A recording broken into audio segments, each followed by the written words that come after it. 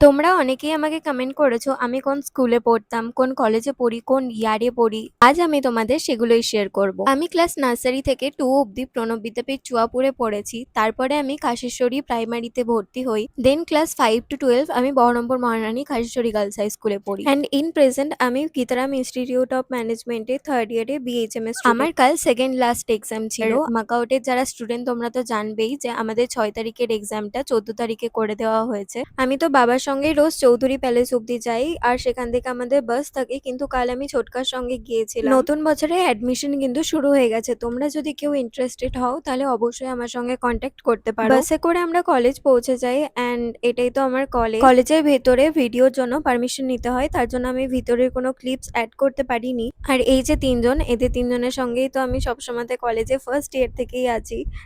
মা তো এক্সাম শেষে নিতে চলে এসেছিল। যাই হোক, তোমাদের কোনো কোয়েশ্চেন থাকলে আমাকে জিজ্ঞেস করো, আমি সবার অ্যান্সার দেবো। ব্যাস আজকের জন্য এটুকুনি। Like, comment, share and subscribe. By.